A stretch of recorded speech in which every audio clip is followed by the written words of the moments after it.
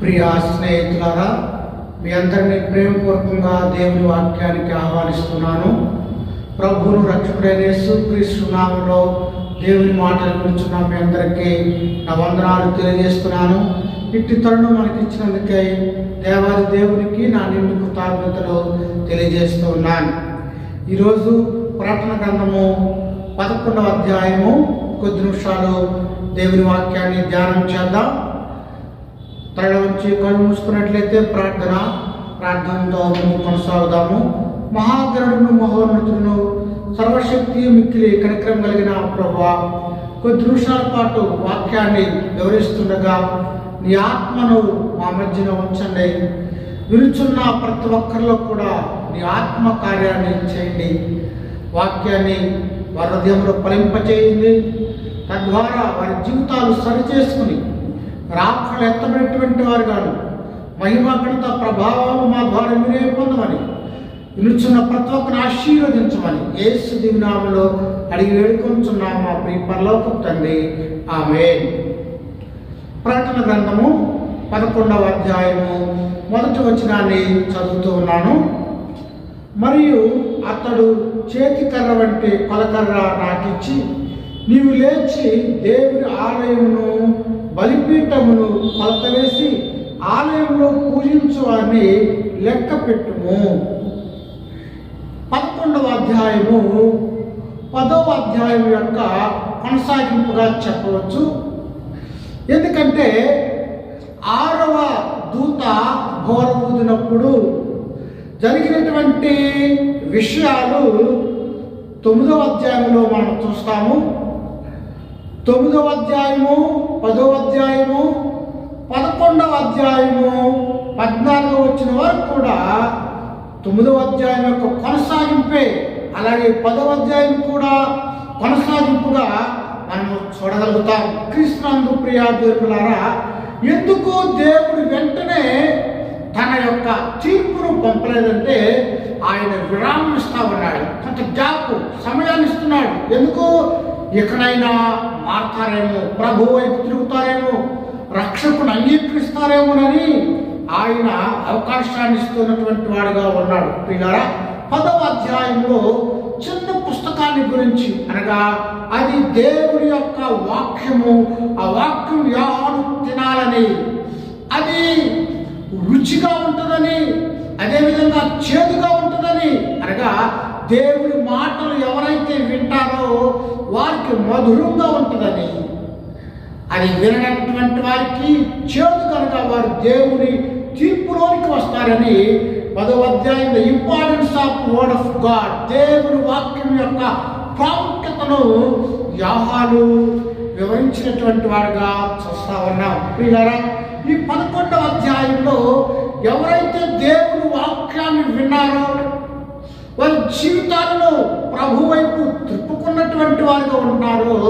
వారికి దేవుని ఇచ్చిన భద్రత, సెక్యూరిటీ గురించి ఈ 11వ అధ్యాయంలో మనము చూస్తూ ఉంటాం. అంతేకాకుండా దేవుని యొక్క ప్రేమ ఎంతగా ఉన్నదో ఈ 11వ అధ్యాయంలో మనం చూస్తాం. ప్రియులారా, మహాశ్రమణ కాలంలో కూడా 3.5 సంవత్సరాలు మహాశ్రమణ కాలంలో తన 2 సాక్షులను పంపి ఆయన ఆ వర్తమానాన్ని అందించడం, నిజ దేవుడిని తెలుసుకోవాలని, ఇంకా ఆయన ప్రేమను వెల్లడించడంలో ఆయన ఎంత మహాగరుడో దేవుడు మనము తెలుసుకోవచ్చు. ప్రియా దేవులారా, ఈ 11వ అధ్యాయము 2 సాక్షుల గురించి మాట్లాడుతూ ఉంది. ముఖ్యంగా అంత్య దినాలలో జరిగేటువంటి ముఖ్య విషయము, కష్టకాలంలో కూడా దేవుని యొక్క సత్యము, ఆయన సాక్ష్యము నిలిచి ఉంటుందని ఈ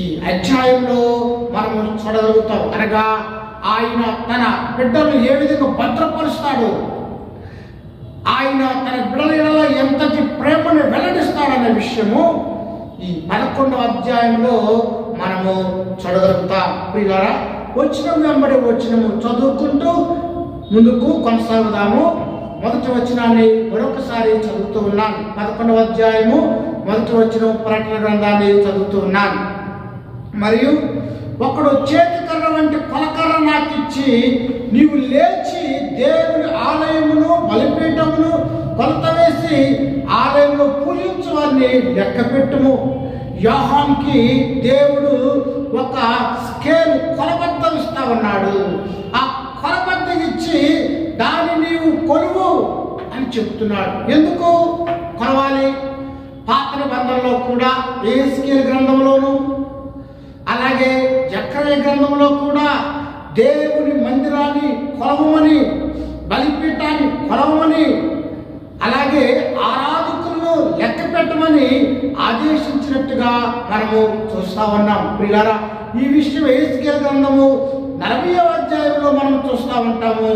ఎందుకు దేవుడు మందిరాన్ని కొలమంటున్నాడు? అసలు మందిరం అంటే ఏంటి? గురజడప్పరావు ఒక మాట చెప్పాడు, దేశం అంటే మట్టి కాదు, దేశం అంటే మనుషులు. అలాగే దేవాలయం అంటే గోడలు కాదు, దేవాలయంలో ఉన్న ప్రజలు, అది ప్రాముఖ్యం. అలాగే ఎందుకు దేవుడు స్కేల్ ఇచ్చి యోహాను కొలమంటాడంటే you want give security to his people. వాస్తవంగా ఆయన బలిపీఠమును ఆలయములో పూజించేటువంటి వారిని కొలవమని, అనగా యూదులైనటువంటి అనేక మంది ప్రభువును అంగీకరించలేదు. కానీ తన దాసులుగా ఆయన ఏర్పాటు చేసుకున్నటువంటి 1,44,000 మంది ఆ శ్రమణ కాలంలో ప్రభువు వారిని అనేక స్వార్థ ప్రకటించడానికి లేపుకున్నాడు. యూదుల్లో అనేక మంది ప్రభువును అంగీకరించినారు అని చెప్పవచ్చు. కనుక ప్రియులారా, ఇప్పటికీ కూడా అనేక మంది యూదులు ప్రభువును అంగీకరించలేదనేటువంటిది వాస్తవము. ఎవరైతే ప్రభువును అంగీకరించారో వారికి దేవుడు భద్రత, భరోసా ఇస్తున్నాడు. కొలవటంలో ఆయన రక్షిస్తాననేటువంటిది ఒక భరోసా దేవుడు తన ప్రజలకు ఇచ్చేటువంటి వాడుగా ఉన్నాడని మనము జ్ఞాపకం చేసుకోవాలి. క్రీస్తునందు ప్రియార్థులారా, ఎందుకు కొలుస్తున్నాడంటే ఆయన తన వారిని తీర్పులోనికి తెచ్చేటువంటి వాడు కాదు అన్న విషయాలు మనము జ్ఞాపకం చేసుకున్న బద్దులుగా ఉంటూ ఉన్నాం. ప్రియులారా, బైబిల్ చెబుతుంది, ఆలయమును బలిపీఠమును కొలత వేసి. బలిపీఠం అనేటువంటిది దేవుని యొక్క సాన్నిధ్యానికి గుర్తుగా ఉంది. ఆ ఆలయము లోపల బలిపీఠం దగ్గర ఎవరుంటారంటే యూదులైనటువంటి వారికి మాత్రమే ఆలయం లోపలకు ప్రవేశము ఉన్నది. ఆయన పూజించేటువంటి వారనగా దేవుని బిడ్డలైనటువంటి వారికి ఆయన రక్షణ, ఆయన కలిగించేటువంటి వాడుగా, సంరక్షణ ఇచ్చేటువంటి వాడుగా మనము గమనించవచ్చు. దేవుడు తన ప్రజలకు భద్రతనిచ్చేటువంటి వాడు. ఎందుకంటే మీరు దేవుని ఆలయమై ఉన్నారని మీరు ఎరగరా? మనం ఏమై ఉన్నాము? దేవుని ఆలయమై ఉన్నాం. ఆయన హస్తకృత్యమైనటువంటి దేవాలయాలలో నివాసం చేయడు, కానీ ఆయన నీలో నాలో నివాసం చేసేటువంటి గొప్పవాడుగా ఉన్నాడు. పిల్లరా, దేవుడు కొలటంలో ఉద్దేశం ఏమిటంటే he have responsibility for his people. తన ప్రజలకు బాధ్యత కొలువు ఇచ్చేటువంటి వాడుగా ఉన్నాడు. ఆ కొలటంలో దేవుని యొక్క సార్వభౌమాధికారం కనబడతా ఉంది. ఈ ప్రకటన గ్రంథంలో దేవుని యొక్క సార్వభౌమాధికారం అని 9 సార్లు కనబడతా ఉంది. ఈ ప్రకటన గ్రంథంలో మనము చూడగలుగుతాం. కనుక ప్రియా బంధువులారా, వచనాన్ని చదువుదాము. ఎఫెసీయులకు రాసిన పత్రిక 2వ అధ్యాయము 19-21 చదువుదాం. ఎఫెసీయులకు రాసిన పత్రిక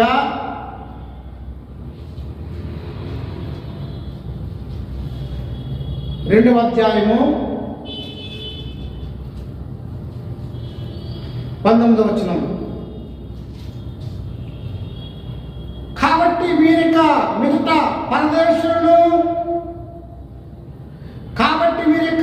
మిగతా పరజనులను పరదేశులై ఉండక పరిశుద్ధులతో ఏక పట్టణస్థులను దేవుని ఇంటి వారై ఉన్నారు. మీరు ఏమై ఉన్నారు? You are the temple of God. దేవుని యొక్క ఇల్లు, అదే దేవుని ఆలయము. మనమే దేవుని ఆలయము. పేతురు రాసిన పత్రిక మొదటి పత్రిక 2:5 ఉంటుంది కదా, మీరు సజీవమైనటువంటి రాళ్ళు అని. పిల్లరా, మనము దేవుని సజీవము అనగా సజీవమైనటువంటి దేవాలయంగా నీవు నేను ఉన్నామనే విషయాన్ని మనము తెలుసుకోవాల్సినటువంటి వారంగా ఉన్నాము. మొదటి పేతురు 2:4 చదువుతున్నాను.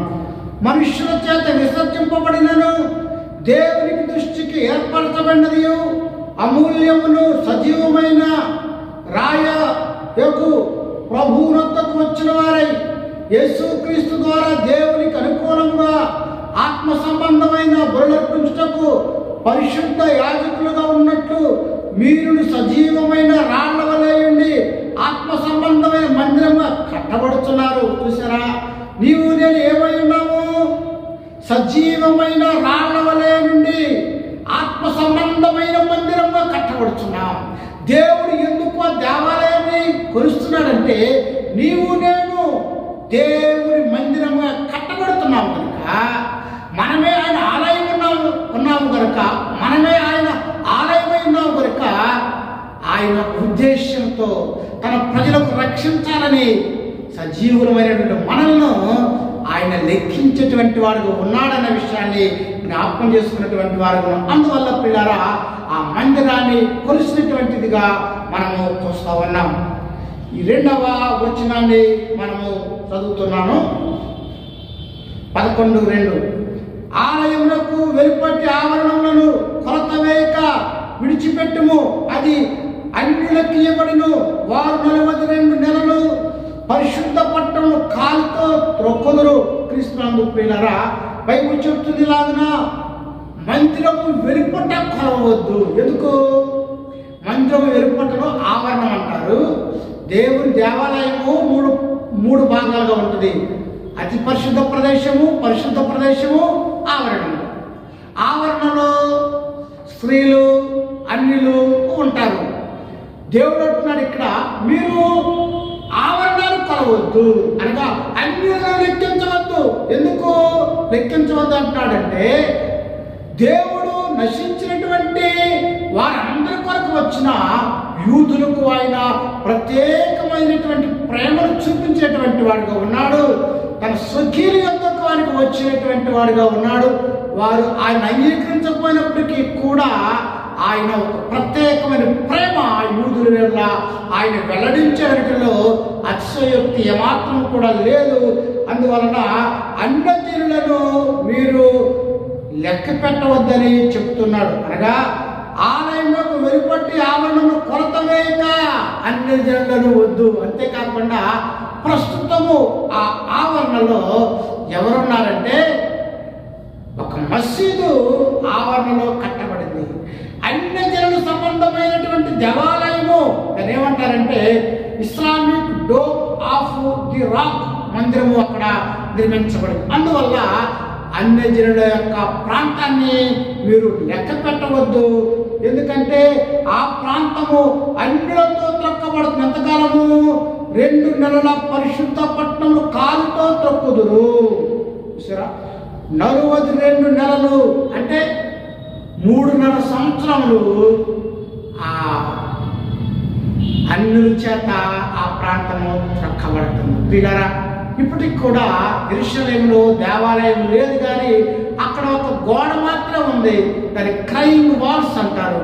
యూదులు ఇప్పటికి కూడా అక్కడికి వెళ్ళి ఒక పేపర్ మీద వారి ప్రార్థన అవసరంతో రాసుకుని అక్కడ ఆ యొక్క గోడలు రంధ్రాలను అందులో పెట్టి, దేవా యెహోవా మెస్సయ్యా ఎప్పుడు వస్తావు, మా బాధలు ఎప్పుడు నువ్వు తీరుస్తావని ఇప్పటికి కూడా క్రైయింగ్ వాల్స్ దగ్గర యూదులు ప్రార్థించేటువంటి వారు ఉన్నారని మనము తెలుసుకోవాల్సినటువంటి వారుగా ఉన్నాం. ప్రియులారా, అన్యుల చేత త్రొక్కబడుతుందంటే వారు దేవుని ధిక్కరించినటువంటి వారుగా ఉన్నారని మనము జ్ఞాపకం చేసుకున్న బదులుగా ఉంటున్నాం. అందువల్ల దేవుని కోపం రాదా? అన్యుల చేత త్రొక్కబడుతుంది. క్రీస్తునందు ప్రియ దేవులారా, 3వ వచనాన్ని చదువుతున్నాను. నేను నా 2 సాక్షులను అధికారం ఇచ్చదను.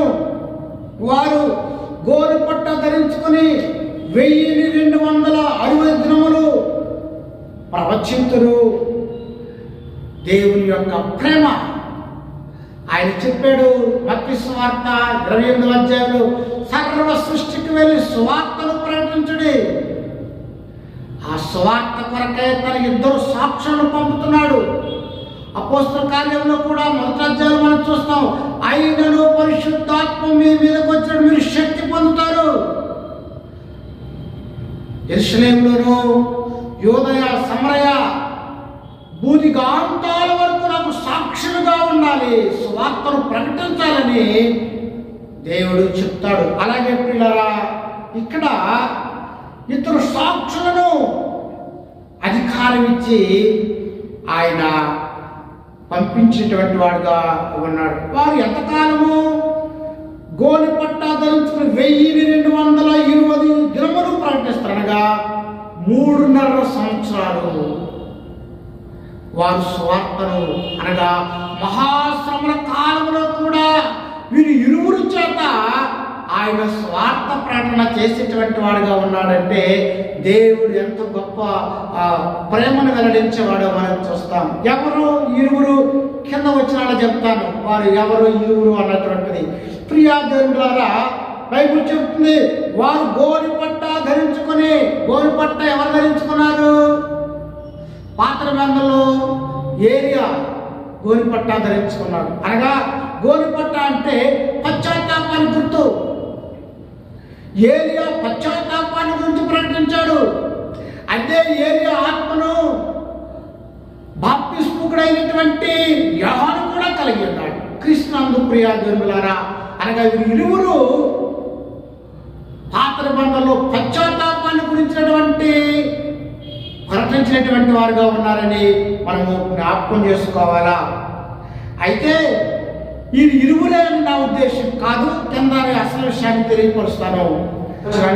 వీరు భూలోకమునకు ప్రభు అయిన వారి ఎదుట నిలుచున్న 2 ఒలీవ చెట్లను దీపస్తంభములై ఉన్నారు. క్రీస్తునందు ప్రియులారా, వీరు ఎవరు అంటే 2 ఒలీవల చెట్లను దీపస్తంభములై ఉన్నారు. ఒలీవ చెట్టు అనేటువంటిది కొత్త నిబంధన గుర్తుగా చెప్పచ్చు. అలాగే దీపస్తంభం అనేటువంటిది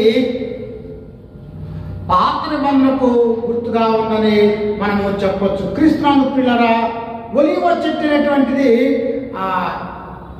పరిశుద్ధాత్మకు గుర్తుగా మనము చూడవచ్చు.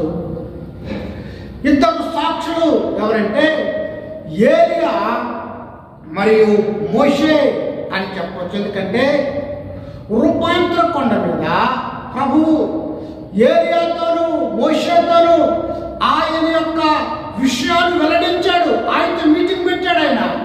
ఆయన ఎలాంటి శ్రమరణాన్ని పొందబోతున్నాడు, ఆయన ఎలా పునరుద్ధరణ కాబోతున్నాడు, ఆయన లోకాన్ని ఎలా రక్షించబోతున్న విషయాన్ని ఆ రూపాంతర పర్వతం మీద మోషేతోను ఏలియాతోను ఆయన చెప్పినటువంటి వాడుగా ఉన్నాడని లేఖనము మాట్లాడుతుంది. క్రీస్తునందు ప్రియా దేవులారా, ఏలియాను గురించి మనం చూస్తాం. యాకోబు రాసిన పత్రికలో 5వ అధ్యాయము 17వ వచనంలో మనం చూస్తాం. ఏలియా మన వంటి స్వభావం కలవాడే కానీ ప్రార్థించినప్పుడు ఆకాశం నుండి వర్షం కురిసింది. అనగా ఆయన అద్భుతాలు సృష్టించేటువంటి వాడుగా మనం చూస్తా ఉన్నాం. పిల్లరా, అలాగే మోషే కూడా ఆయన గొప్ప అద్భుతాలు, ఐగుప్తులో 10 తెగులు రప్పించాడు. ఇశ్రాయేలు 6 లక్షల కాల్బలాన్ని అద్భుతంగా అరణ్యంలో పోషించి సంరక్షించి చారవలసినటువంటి గమ్యస్థానం వరకు కూడా మోషే నడిపించాడు. మోషే అంత నాయకులు ఎవరు కూడా లేరు.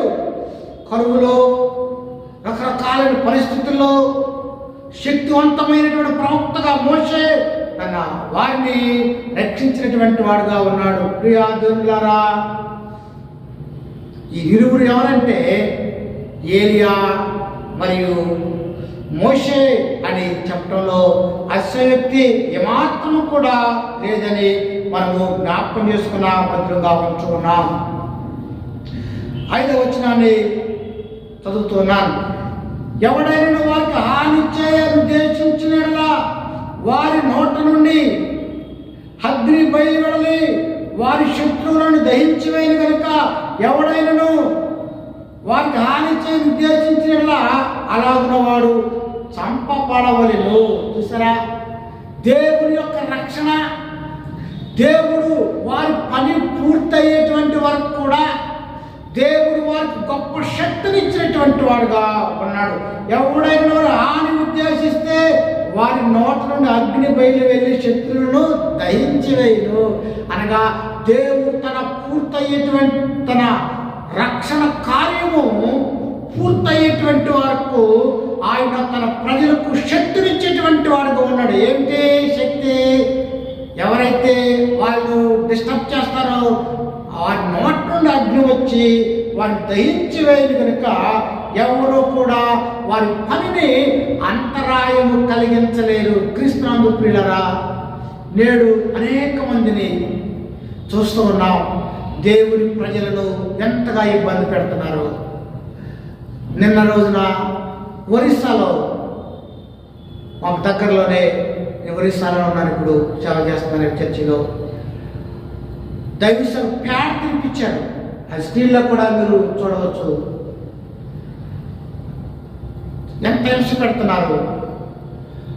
1 రోజుల క్రితం అనంతపురంలో స్వార్థకుల మీద, దండయాత్రకు వెళ్ళినటువంటి వారి మీద పెద్ద పెద్ద రాళ్ళతో కొట్టడం, వారిని స్వార్థకు అంతరాయం ఇప్పుడు కలుగుతుంది. కానీ మోషే ఏలియాలకు స్వార్థ ప్రకటిస్తుంటే వారిని దహించేటువంటి శక్తిని దేవుడు వారికి ఇచ్చినాడు కనుక ఆ 3.5 సంవత్సరాల స్వార్థ మానవాన్ని ఎవరు కూడా ఆటంకపరచలేనటువంటిది వాస్తవమని లేఖనము మాట్లాడుతూ ఉన్నది.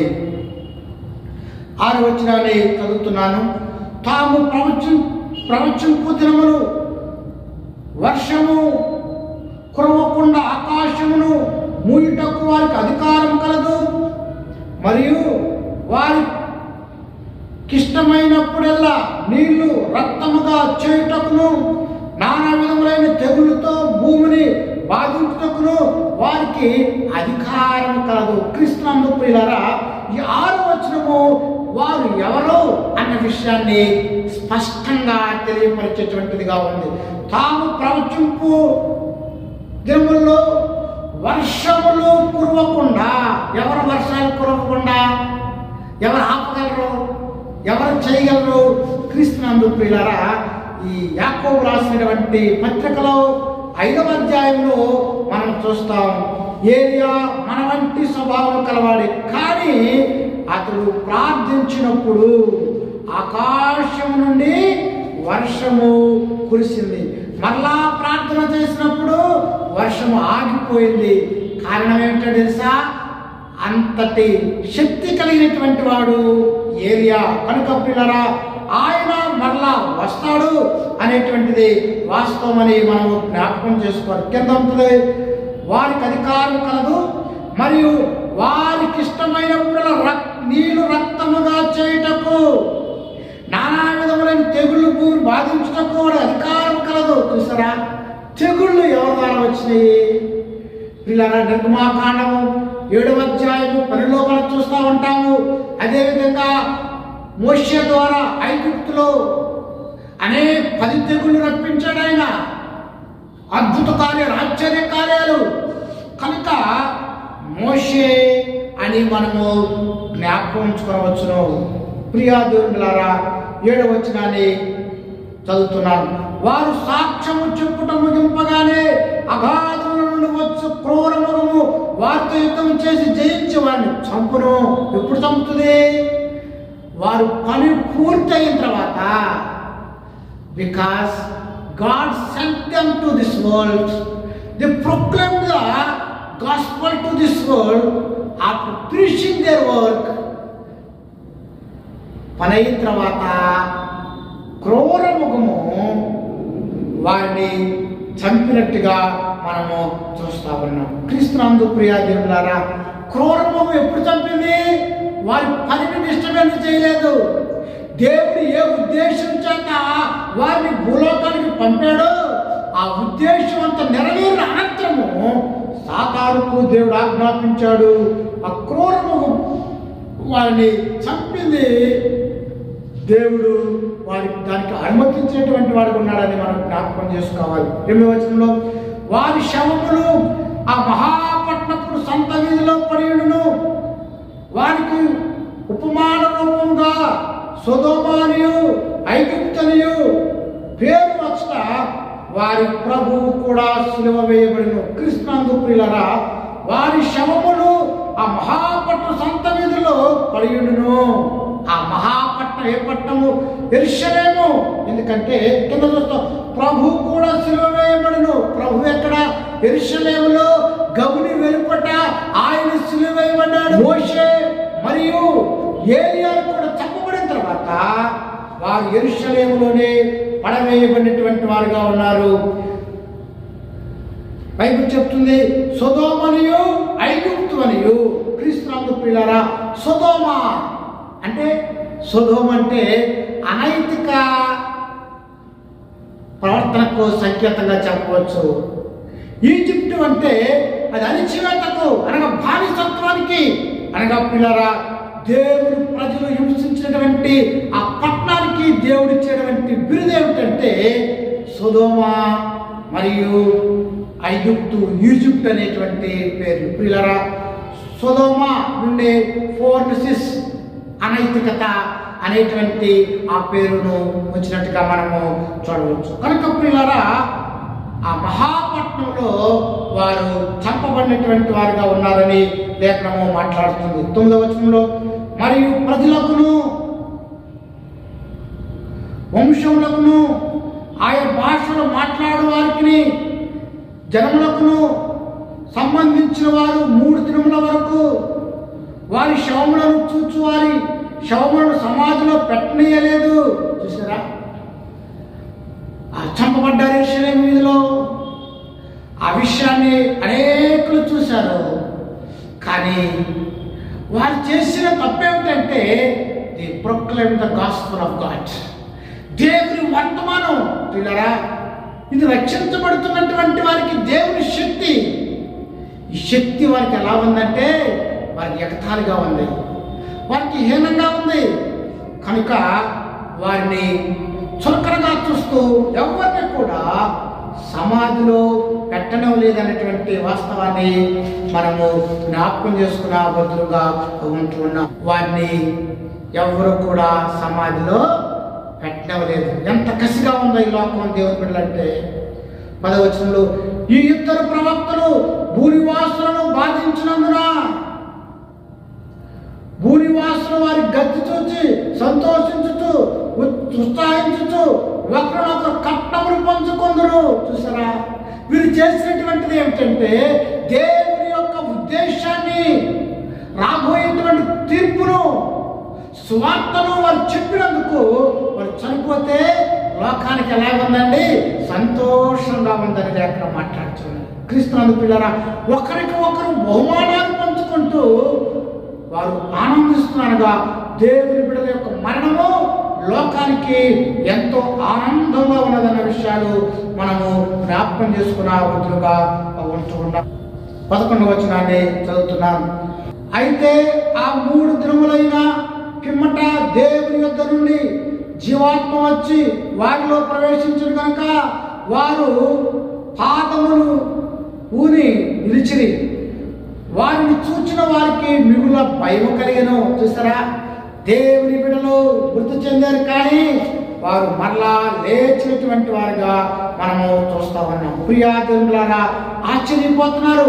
చనిపోయారు కదా, వారి పేడ ఎరడైపోయింది కదా, వారి సమాధిలో కూడా పెట్టలేదు అనుకుంటే దేవుని యొద్ద నుండి ఆత్మ వచ్చి వారిని లేపినటువంటిదిగా ఉన్నది. ప్రియులారా, బైబిల్ చెబుతుంది దేవుని యొద్ద నుండి జీవాత్మ వచ్చి వారిలో ప్రవేశించిన కనుక వారు పాదములుని వారు లేచినందుకు అందరూ కూడా భయం. అప్పుడు ఒకరికొకరు కట్నాలు అనగా బహుమానాలు ఇచ్చుకున్నటువంటి వారు ఇప్పుడు భయపడిపోతున్నారు. వారిలో ఉన్నటువంటి ఆత్మశక్తిని చూసినటువంటి వారుగా ఉన్నది. ప్రియులారా, 12వ వచనం చదువుతున్నాను. అప్పుడు ఇక్కడికి ఎక్కిరండని పరలోకం నుండి గొప్ప స్వరము తమతో చెప్పుట వారు విని మేఘారూరులై పరలోకముకు ఆరోహణమైరి వారు పోవచ్చుండగా వారి శత్రువులు వారిని చూచిరే. ఎంత అద్భుతం పిల్లరా! ప్రభు అంటున్నాడు, మీరు ఎక్కిరండి, పరలో గొప్ప స్వరం వచ్చింది, మీరు ఎక్కిరండి. మేఘారూరుడే పరలోకముకు ఆరోహణమైనటువంటి వారుగా ఉన్నారు. వారిని శత్రువులు చూసి భయపడ్డారు. వారు పరలోకమంతం చూశారు. ఎంత అద్భుతం! అనగా దేవుడు తన బిడ్డలు ఎప్పుడు కూడా విడిచిపెట్టేటువంటి వాడు కాదు. వారు ఏ స్థితిలో ఉన్నా దేవుడు వారిని విడిచేవాడు కాదనే విషయాలు మనం జ్ఞాపకం ఉంచుకోవాలి. 11వ వచనంలో, ఆ గడియలోని గొప్ప భూకంపం కలిగినందున ఆ భూకంపం వల్ల 7,000 మంది చచ్చిరి. మిగిలిన వారు భయాక్రాంతులై పరలోకపు దేవుని మహిమపరిచరి. చూసారా? చివరిగా దేవుని నామానికి మహిమ కలిగింది. పరిశుద్ధుల మరణం కూడా దేవునికి మహిమ కలిగించేటువంటిదిగా ఉంది. గొప్ప భూకంపం కలిగింది. వారి మరణంతో 7,000 మంది చచ్చిరి. చూసారా పిల్లరా? భూకంపం కలగడం అనేటువంటిది దేవుని యొక్క రాక గుర్తుగా, ఆయన ఉనికి గుర్తుగా ఉందని మనం జ్ఞాపకం చేసుకోవాలి. సినాయి పర్వతం ముందు కూడా ప్రభు దిగి వచ్చినప్పుడు, మోషే పర్వతం మీదకి వెళ్ళినప్పుడు గొప్ప ఉరుములు మనం చూడగలుగుతున్నానుగా, అది దేవుని యొక్క ఉనికి గుర్తుగా మనము చెప్పవచ్చును. 14వ వచనాన్ని చదువుతున్నాను. 2వ శ్రమ గతించెను, ఇదిగో 3వ శ్రమ త్వరగా వచ్చుతున్నది. 2వ శ్రమ గతించిపోయింది, ఇక 3వ శ్రమ వచ్చున్నదని లేఖనము మాట్లాడుతుంది. 15వ వచనంలో 7వ దూత బోర ఊదినప్పుడు జరిగిన విషయాల గురించి రాయబడి ఉంది. ఇది చివరి దూత బోర ఊదడం, ఇది చివరి విషయాలు అని మనము జ్ఞాపకం చేసుకున్న వారుగా ఉంచున్నాం. చదువుతున్నాను 15వ వచనము. 7వ దూత బోర ఊదినప్పుడు పరలోకంలో గొప్ప శబ్దములు పుట్టెను. ఆ శబ్దములు ఈ లోక రాజ్యము, మన ప్రభు రాజ్యమును, ఆయన క్రీస్తు రాజ్యమును ఆయన యుగములకు వరకు ఏలుడను. క్రీస్తునందు ప్రియులారా, పరలోకంలో గొప్ప శబ్దము, స్వరాన్ని యోహాను చూస్తూ ఉన్నాడు. ఆ స్వరం ఏమిటంటే క్రీస్తు రాజ్యము